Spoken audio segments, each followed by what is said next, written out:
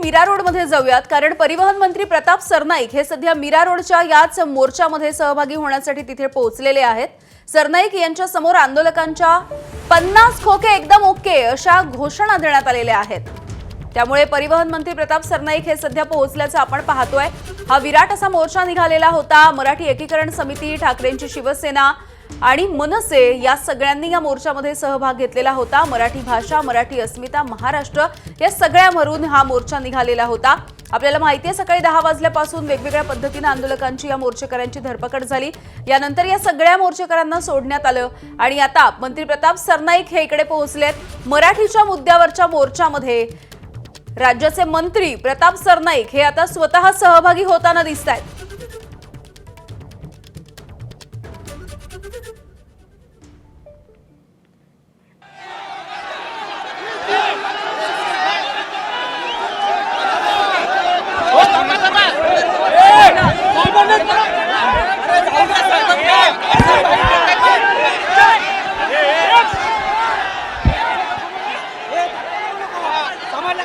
तर परिवहन मंत्री प्रताप सरनाईक हे स्वतः इथे पोहोचलेले आहेत। आपल्याला माहिती आहे, इथले स्थानिक आमदार असणारे मेहता यांनी याआधी एकंदरीतच या मोर्चाविषयी प्रतिक्रिया दिलेली होती।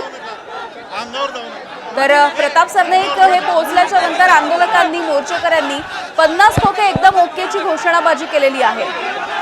मनसे, ठाकरेंची शिवसेना यांच्या या मोर्चामध्ये प्रताप सरनाईक सहभागी झाले।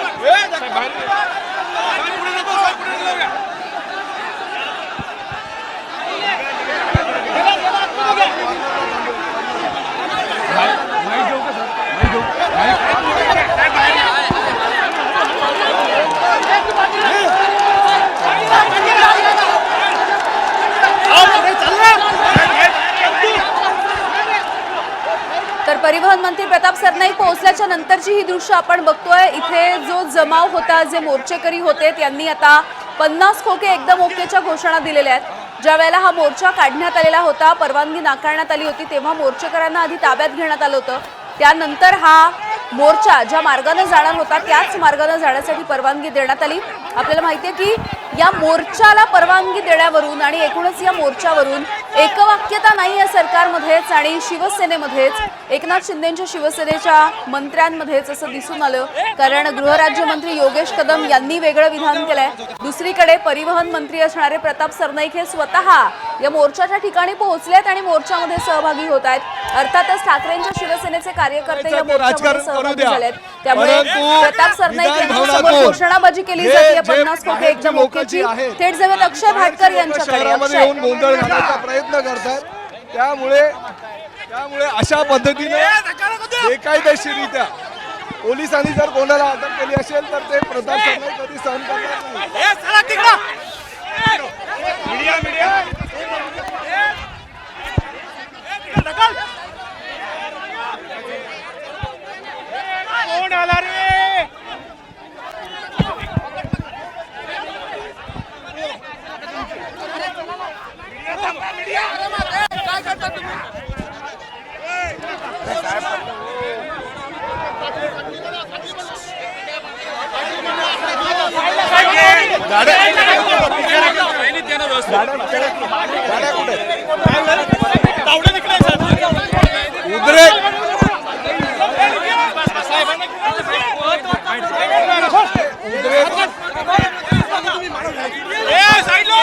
हे चुकीचं झालं म्हणजे ज्या पद्धतीने चाललेलं आहे।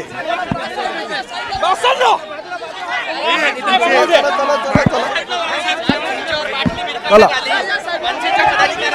पोलिसांनी जर कोणाला अटक केली असेल तर हे उबाटा आणि मनसेचं राजकारण हे चालूच राहणार आहे।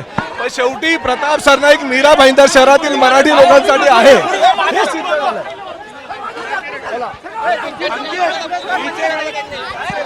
प्रताप सरनाईक यांची प्रतिक्रिया येताना आपण पाहतोय, पोलिसांनी जर कोणाला अटक केली असेल तर ते सहन केलं जाणार नाही।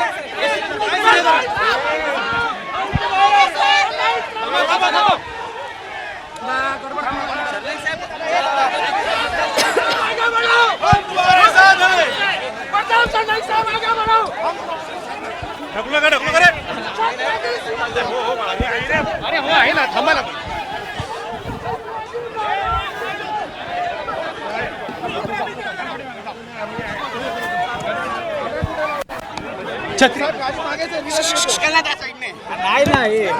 अरे ढकल. तर मराठी भाषेच्या संदर्भात निघालेला हा मोर्चा मीरा रोड स्टेशन परिसरामध्ये होता आणि परिवहन मंत्री प्रताप सरनाईक हे स्वतः या मोर्चाच्या इथे पोहोचले होते सहभागी होण्यासाठी. मात्र त्यांच्या समोर 50 खोके एकदम ओकेच्या घोषणा देण्यात आल्या. दुसरीकडे ठाकरेंची शिवसेना मनसे हे राजकारण सुरूच राहील असं सरनाईक यांनी म्हटलंय.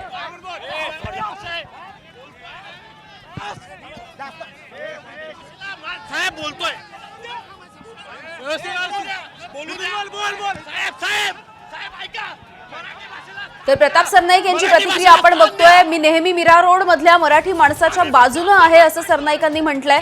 पोलिसांनी आतापर्यंत जर कोणाला अटक केली असेल तर ते सहन केलं जाणार नाही.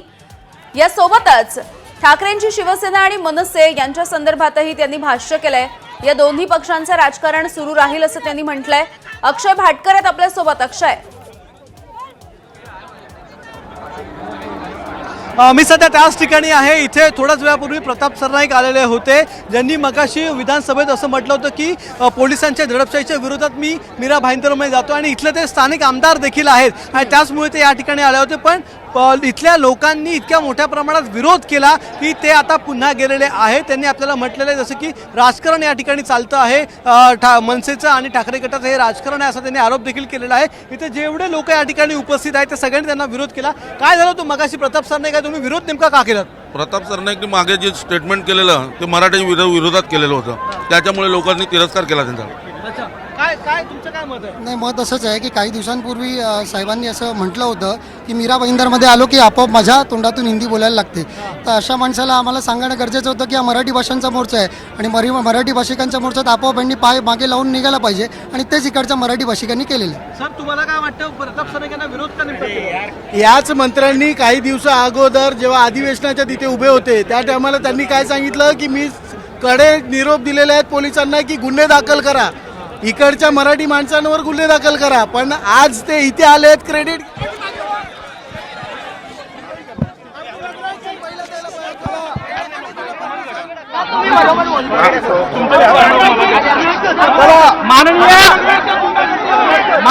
मी केलं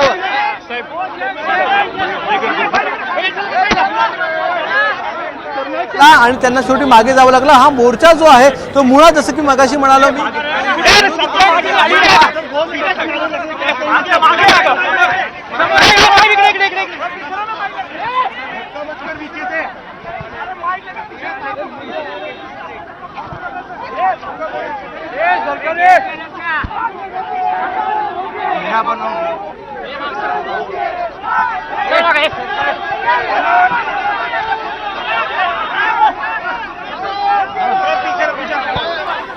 तर ही आताची दृश्य आपण बघतोय. मनसेचे सगळे महत्वाचे नेते सध्या मीरा रोड या ठिकाणी जाण्यासाठी निघालेले आहेत. संदीप देशपांडे आणि मनसेचे इतर नेते हे सध्या रेल्वेनं मीरा रोडच्या परिसरामध्ये जिथे हा मोर्चा आहे त्या ठिकाणी जायला निघाले आहेत. तर दुसरीकडे जे मंत्री प्रताप सरनाईक या मोर्चामध्ये सहभागी होण्यासाठी म्हणून आलेले होते ते आता माघारी जाताना दिसत आहेत, कारण आंदोलकांनी त्यांना या ठिकाणी मोर्चा सहभागी व्हायलाच दिलं नाही. 50 खोके एकदम ओकेच्या घोषणा दिल्या आणि त्यानंतर आता प्रताप सरनाईक हे इथून निघून गेलेले आहेत. दुसरीकडची दृश्य संदीप देशपांडेंसोबत इतर मनसेचे नेते हे आता मीरा रोडकडे जात आहेत. अक्षय भाटकर आपल्याला अपडेट्स देतील. अक्षय, आपण आणखीन काही लोकांशी बोलूया. इथे नेमकं त्यांचं काय मत आहे ते विचारून घेऊया. काय झालं नेमकं मगाशी प्रताप सरनाईक आले तेव्हा? हो, ते आले होते. कशाला आले होते? सकाळपासून का नाही आले? सकाळपासून एवढा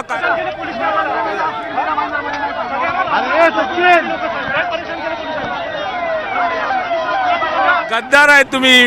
हा, गद्दारी इथे करायला आलात. इथे चालणार नाही. मराठी माणसं सगळं हे गोठलेलं आहे.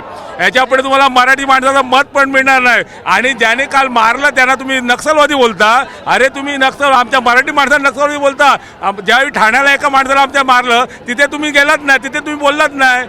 आज आम्ही हे केलं आहे, आम्ही याच्या पुढे तुम्हाला महाराष्ट्रात राहायचं तर मराठीत बोललं पाहिजे आणि मराठी नाही येत असेल तर आम्ही शिकवतो तुम्हाला मराठी. आज इथे या, बघा आणि मराठी शिका तुम्ही. याच्या पुढे चालणार नाही तुमची दादागिरी मोडून काढली जाणार.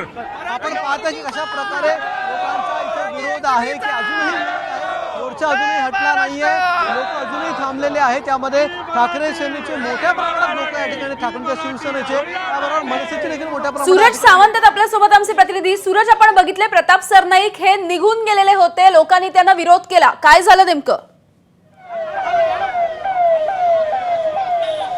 नक्कीच सरनाईक हे स्वतः मी मराठीची टोपी घालून या मोर्चामध्ये सहभागी होण्यासाठी या ठिकाणी आले होते. मात्र जमावाकडनं तीव्र विरोध करण्यात आला आणि याच विरोधाला सामोरे सरनाईक हे गेलेले आहेत. त्यानंतर पोलिसांनी सुरक्षा कवच बनवून अक्षरशः सरनाईकांना त्या गर्दीतनं बाहेर काढलेलं आहे. सूरज, अगदी काही क्षणांसाठी तुम्हाला थांबवते. आपल्यासोबत मनसेचे नेते नितीन सरदेसाई आहेत. नितीनजी, आपण बघतोय की एकीकडे लोक मोठ्या प्रमाणावरती सहभागी झालेत आणि तुम्ही आता मीरा रोडच्या दिशेने निघालेला आहात.